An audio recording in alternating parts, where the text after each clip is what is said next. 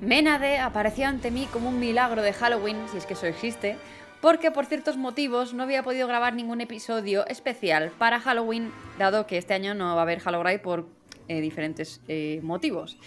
Pero entonces ella me dijo que escribe relatos de terror, misterio y fantasía y consume mucho cine de terror. Es más, su amor por este género ha llegado a tal punto que quienes la conocen de verdad siempre le regalan libros del género o se acuerdan de ella cuando ven algo terrorífico. Además de escritora por esta parte, también es traductora e intérprete. ¿Qué tal estás, Ménade? Pues la verdad es que bien, muy contenta y muchas gracias por la oportunidad. No, a ti en realidad me salvaste el culo cuando... Yo en realidad puse ahí en la historia, porque todo esto vino porque yo en Instagram puse una historia diciendo, qué pena, este año no vamos a tener episodio de Halloween a pesar de que os lo había dicho, porque intenté contactar con varias autoras pero no surgió la oportunidad, tal y cual. Y un momento vino ella, fue la primera en contestarme, pues vino mucha otra gente a decirme, oye Laura, si necesitas algo, pues aquí estoy, pero ella fue la primera, ya le había dicho que sí, así que bueno, aquí Sí, estamos para hablar del tema. La verdad es que qué mejor que alguien que es amante del terror para un episodio de Halloween. yo encantadísima, es que me encanta. O sea, sí, Y, sí. y además cuando le dije el tema, le dije, a ver, normalmente hablamos sobre escribir sobre ciertas criaturas relacionadas así con Halloween. Le dije, me faltan los hombres lobo, ¿te apetece? Y cuando dijiste que era tu criatura favorita, dije, en blanco y en botella, o sea, Sí, sí, gracias. además desde bien pequeña. Fue a los 12 años que vi el hombre lobo de Benicio del Toro y dije, sí, esta es mi criatura sobrenatural favorita. Y ¿En desde ahí, serio? Conozco sí, poca gente sí. que dice que es su criatura favorita.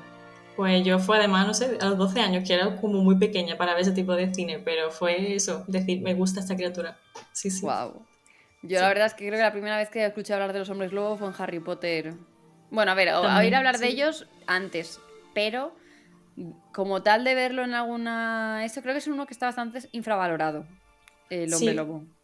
de hecho, se le considera como el siervo de los vampiros o muchas veces un vampiro menos evolucionado, como si ¿En fuera un animal serio? así más torpe. Sí, depende de las películas o de los libros y demás. Tiene como esa imagen, sí, sí. Entonces a mí me da mucha pena porque en verdad es una máquina, es un animal increíble, o sea, no sé, tiene muchísimas cualidades que pueden convertirlo en un personaje muy interesante y no lo valoran lo suficiente, en mi No, opinión. ya totalmente. Yo ya te digo que poca cosilla de hombre lobo he visto. En realidad lo he visto a lo mejor en romántica, así que no sé por qué. Es como, no sé, en plan, Sí, a lo mejor por los furros o algo así. yo creo que La Bella y la Bestia también la habrá influenciado un poco desde que somos pequeñas y vemos ese tipo de romances.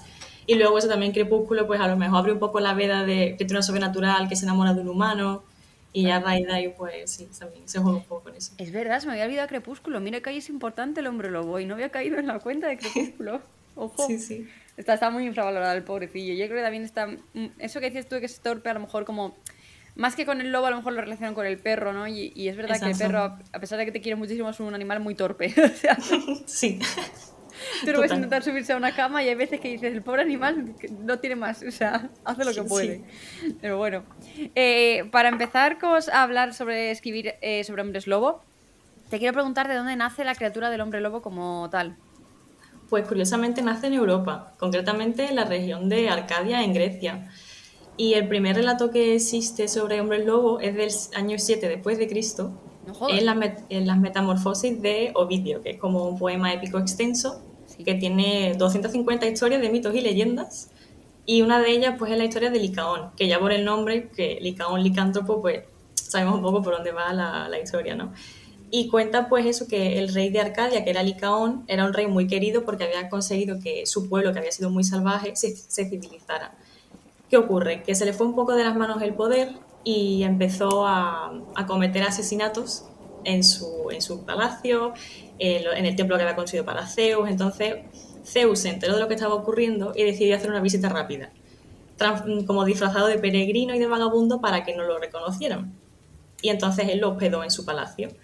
¿Qué ocurre? Que los sirvientes sospechaban un poco de que realmente este peregrino no era tan peregrino como parecía, sino que era un dios que había venido un poco a ver qué estaba ocurriendo. Total, que a Licaón se le ocurre que para averiguar si de verdad era un dios o no, jugara un juego un poco arriesgado, que fue darle de comer carne humana al dios. Entonces, cuando Zeus descubrió esto, entró en cólera y lo transformó en hombre lobo, bueno, en lobo, y le condenó tanto a él como a su familia a vivir durante toda la eternidad transformándose el hombre lobo durante cada luna llena. y a raíz de ahí pues viene el mito. Y ya a partir de esta historia pues empiezan a surgir muchas más, todas en la región de Arcadia, en Grecia, y se va haciendo poco a poco pues el mito de esta criatura. Y así es Ojo, como nace. Sí, sí. ojo, que se parece mucho a La Bella y la Bestia, ¿eh? Sí, sí. Con lo O de la sea, rosa, sí. sí, tiene mucha similitud. Sobre todo, a ver, en el caso de La Bella y la Bestia es la vieja que también es una especie de... Es una hechicera, ¿no? Pero sí que va disfrazada para ver Exacto. hasta dónde llega él. Perdón. Con todos los sirvientes por ahí también caen en hechizo. Oye, esto es muy interesante, ¿no? Cómo se van saliendo unas historias de otras a partir del primer Total. mito. Entonces, ¿Ovidio se la inventó? O sea, ¿o la recogió? ¿Se sabe? Pues yo creo que eso que fue de oídas a lo mejor, o historias así como que contaban de leyendas y mitos, porque es lo que recoge en este poema, mitos y leyendas. Yo creo que a lo mejor lo escucharía y se informaría un poco y diría, pues a raíz de aquí yo creo que puedo contar una historia interesante. Y ya pues Sí. luego también vino Petronio, que también escribió otra historia, que se llamaba El Satyricon, y ahí había como, se contaba la historia de Nicero, que veía como un soldado se transformaba en lobo. Entonces yo creo que eso, que fue Ovidio como el que abrió un poco la veda de ese tipo de historia y demás. Qué guay, qué interesante. Entonces, a raíz de esa pequeña incursión ya nace la figura del hombre lobo y va evolucionando como tal, ¿no? Sí. ¿Tú qué dirías que es indispensable a la hora de escribir sobre estos seres hoy en día sobre todo?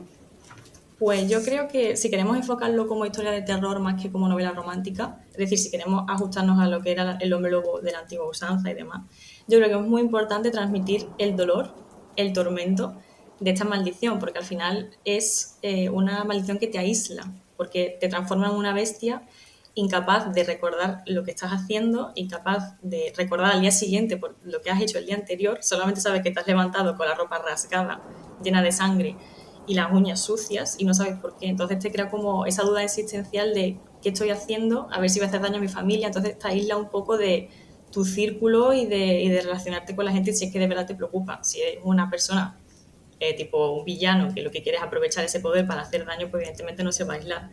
Pero creo que es importante mantenerlo, también transmitir el dolor. Una duda. Sí, Entonces, el licántropo no sabe que es un licántropo.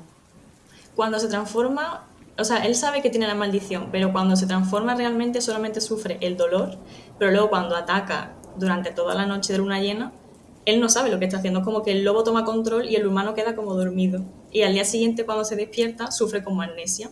Él sabe que ha pasado algo porque tiene la ropa eso, sucia, con sangre Ujú. y demás, pero no sabe qué es lo que ha hecho ni dónde ha estado. Entonces eso es el miedo, ¿no? Ese de no Vale, recordar nada, de tener lagunas. Sí, sí. vale. O sea, que sí que sabe que se transforma en una bestia, como en sí. Exactamente. Sabe que tiene esa maldición porque él siente la transformación, que también es sería interesante incluirlo en la historia, pero lo que no recuerda es qué es lo que ha hecho durante la noche, a Vale, quién ha matado o a quién ha atacado o lo que sea. Eso no lo recuerda. vale. Sigue, perdona. No te preocupes. Y eso yo creo que también incluir la transformación puede ser interesante porque así el lector puede como incluso sentirlo en su propia piel lo que es mutar de humano a lobo, ¿no? En este caso. Y yo creo que algo que puede ayudar mucho a la hora de escribir este tipo de descripciones puede ser verlo en películas, que es lo que hice yo. Yo me ponía a ver Un hombre lobo americano en Londres, o El aullido o El hombre lobo que comentaba antes, porque te ayudan a ver pequeños detalles que pueden venirte muy bien a la hora de escribir cómo es transformarse en hombre lobo, por ejemplo, cómo se retraen los labios para que crezca la mandíbula, esos colmillos que salivean, esos dientes sucios, cómo las orejas se le trasladan desde lo que es pues esta parte de la cabeza hasta la parte más alta, que eso tiene que doler muchísimo porque es que se arrastran y luego se Mm. vuelven puntiagudas.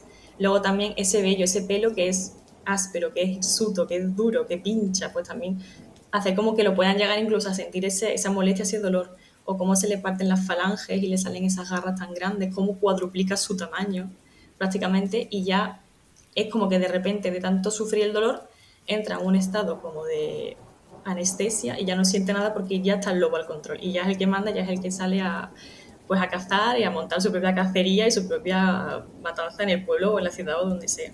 Y creo que es interesante eso, mantener esa descripción porque es verdad que transmitir terror con palabras puede llegar a ser un poco complicado, pero si transmitimos esa sensación como de agobio, de ansiedad de saber que te estás transformando en un animal, pero que no sabes qué va a ocurrir después, pues puede ser bastante interesante jugar con eso. Entonces es como si fueran dos seres, ¿no? O sea, el humano y la bestia. O sea, como Dr. Jekyll y Mr. Hyde un poco, ¿no? O Sí, sea, total. En Vale. ese, sí, exactamente, como eso, transformarte en una bestia que lo único que piensa es en matar, en comer, porque cuando llega la luna llena como que tiene un hambre voraz e insaciable y no hay quien lo pare. En muchos relatos o en muchas películas lo que hacen es atarlos con cadenas de plata para evitar que ataquen, pero al final no hay nada que los detenga, porque de nuevo tiene el tamaño, pues casi el doble o el triple de un ser humano y la fuerza inconmensurable, entonces puede romper lo que sea y salir a atacar y no hay quien lo frene. Es verdad que dicen que las balas de plata, que el acónito, que es una planta que sale mucho en Teen Wolf, en Crónicas Vampíricas o en True Blood, los puede a lo mejor adormecer un poco. Pero realmente es difícil acabar con un hombre lobo. También es verdad que la única forma de librarlos de la maldición es matándolos. Entonces, pues está ahí como ese juego de si ellos quieren acabar con la maldición, pueden dejarse matar, pero si no, pues puede ser bastante complicado deshacerse de uno. Ujú. Sí. Qué guay. ¿Alguna cosilla más que crees que es indispensable para escribir sobre hombres lobo? Yo creo que no, yo creo que eso, que tener en cuenta que son fuerzas de la naturaleza, que se mueven por instinto, que son, no dejan de ser animales. Y, y eso, yo creo que eso es lo más importante, en mi opinión. Y el tema de la luna llena, ¿tú crees que se puede cambiar, variar, omitir o también es algo que debería estar sí o sí? A mí me gusta que aparezca porque como es algo tan relacionado con esta criatura, yo creo que esas escenas que hemos visto de hombre lobo aullando con la luna de fondo, yo creo que esa magia de este tipo de criaturas se tendría que mantener, pero simplemente por eso, por un valor así como tradicional o algo así como de tenerle cariño a ese aspecto, ¿no? Pero también sería interesante que, por ejemplo, se transformara cuando está enfadado o cuando lo enfurecen, que no solo se transforme una vez al mes, sino que se transforme cuando eso, le enfaden o cuando sienta como una rabia de repente y tal.